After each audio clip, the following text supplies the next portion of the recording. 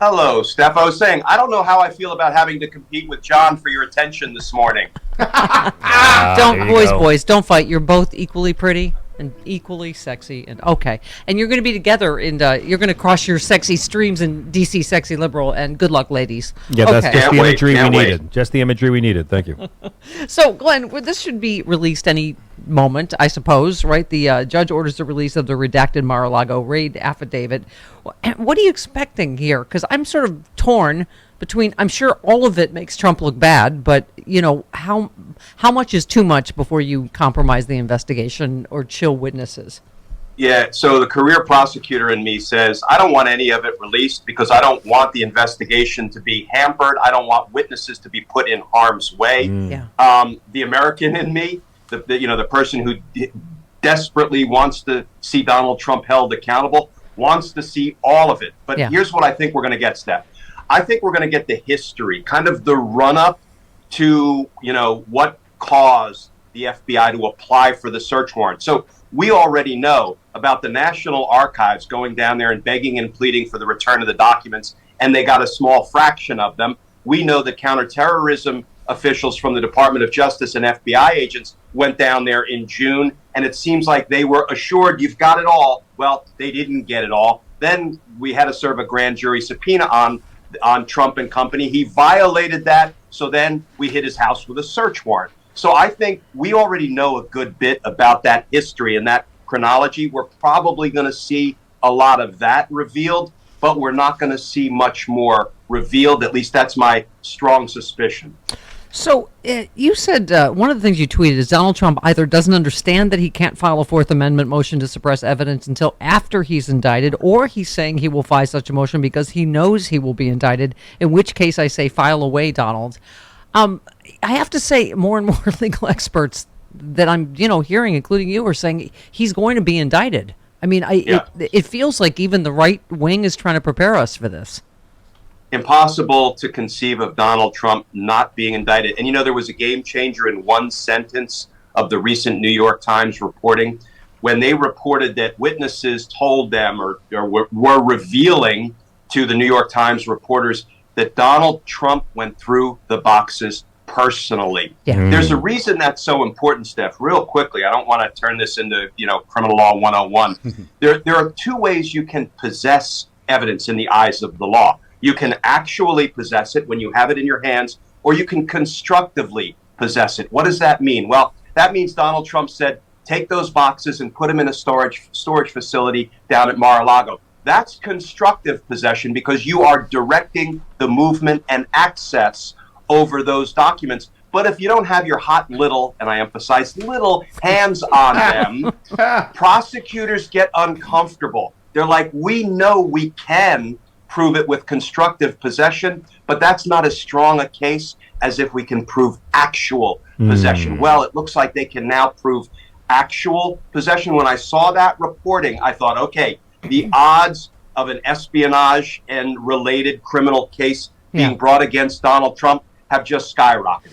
And they do actually dust for fingerprints, right? So if there's ketchup or Cheeto dust, we'll know for sure, right? That yes and no. In my 30-plus years as a prosecutor, I don't think I got usable latent prints, that's what we call them, off an item of evidence, but a handful of times. No pun intended there. It is very hard to recover full, usable, latent fingerprints because they smudge, they're transient, they don't stay on many surfaces. So, yes, we can fingerprint them, but let me just tell you, most of the time when we fingerprint evidence, we're helping the defense. Why? Because we don't get fingerprint evidence for 100 reasons that have nothing to do with whether the person touched the item. And then the defense argues, you see, no fingerprints, my client didn't touch it. What if they're caked in like Diet Coke residue or caramel? I mean, I'm just saying, like, well, what if that is a point in the Donald Trump is guilty column. Yeah, if there's spray tan residue on the actual hand, like that could leave a more defined print, right?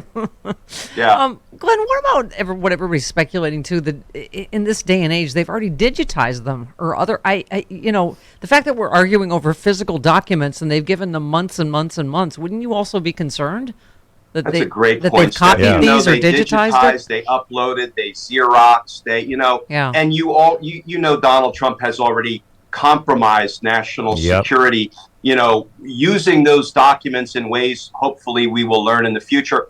And here's the thing. The only thing I'll give Donald Trump credit for, I don't think he's motivated by wanting to damage the United States. I think he's motivated by wanting money, wanting to grift and putting it in his own pockets. And he doesn't care that it damages the United States. Money, sex, or popularity. Those are the only three reasons he does anything. Yeah.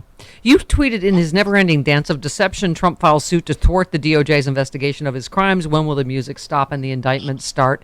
We're burning democracy daylight. I couldn't agree more. And this doesn't seem like this could have any more urgency than our, let's say, nuclear secrets.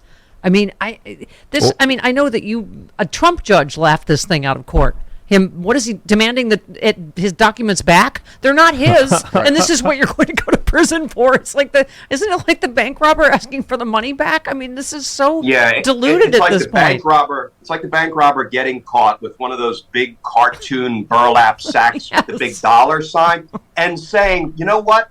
One of my own $20 bills may have inadvertently fell into the bag. Can you please look for that? I mean, the motion that he filed for judicial oversight with, as you say, a Trump-appointed judge, Aileen Cannon, down in Florida, was so laughable that I'm holding up the judge's minute order.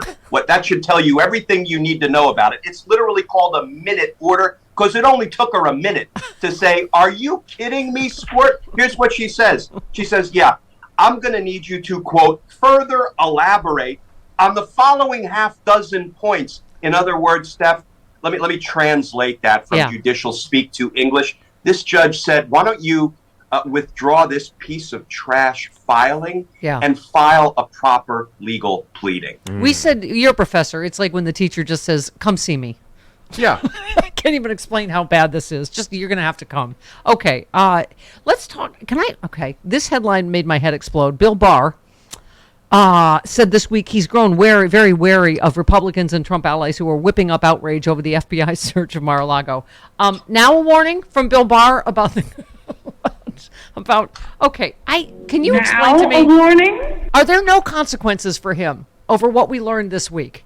About him obstructing justice. There haven't been yet, because he's on his reputation rehabilitation tour, and some people are listening to him. I'm not listening to anything Bill Barr says. I don't want to hear a word out of Bill Barr's mouth until he has been charged, he's pleaded guilty and accepted responsibility for his own crimes, and then he is talking to us as a cooperating witness. That's the only way I would be willing to credit anything Bill Barr says, because when you look at this recently unredacted memo that was just released, it's a PR piece that Bill Barr commissioned to try to give him cover to lie about the Mueller report. Yes. I urge anybody who is interested to read the 8-page memo. It actually says things, Steph, like, well, when Donald Trump was urging Stone and Manafort and Flynn and Cohen not to flip, not to snitch, not to rat him out, it was because, are you ready for this? He thought prosecutors would make them all lie and fabricate incriminating information about him. A fourth grader could dismiss that out of hand with apologies to fourth graders. When you read this memo, it gave him cover, and it was dated the exact same day as Bill Barr stepped to the cameras and lied about the Mueller report. That's not my characterization. That's Judge Reggie Walton, who ruled that Bill Barr, quote, spun the Mueller report, mischaracterized the Mueller report, and Bill Barr lacks candor. Bill Barr needs to be charged. Yeah, that's why I wore my Puck Putin T-shirt for 2016 and for Ukraine. Thank you. But there we go again with the 10 counts of obstruction just laying there. We always talk about, Glenn, how do we just go, we can get away with those because you've committed so many more recent crimes that we're just going to forget those. I don't get it. He hasn't gotten away with them yet. There's more to come. He will, look, Trump is going to be indicted on what the scope of that indictment will look like. It may be a series of indictments, because maybe you can't properly join in one indictment his treason with his espionage. I don't know. That's an open legal question, but he hasn't gotten away with it yet. Yeah. Oh, that was your Mitch McConnell impression. Okay. Let's turn to Georgia for a minute. So Rudy Giuliani, clearly, speaking of people that are going to be indicted, but you wrote of Lindsey Graham. Lindsey Graham is running out of rope and likely will soon find himself in the Georgia grand jury hot seat.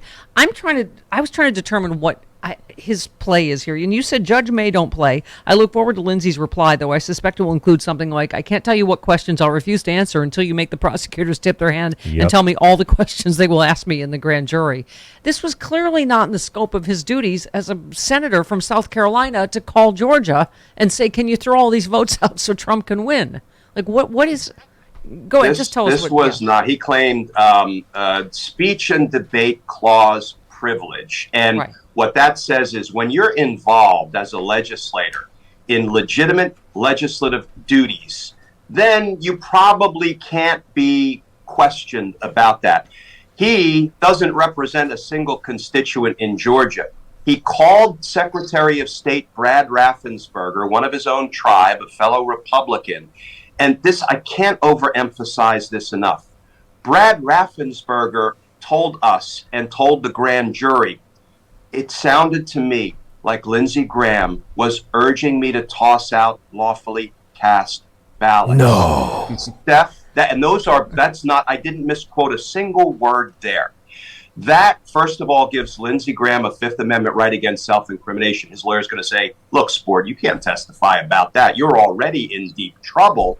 But most importantly, that shows that's not a legislative act. That's him joining Trump's criminal bandwagon to try to toss out the Georgia state votes. Yeah.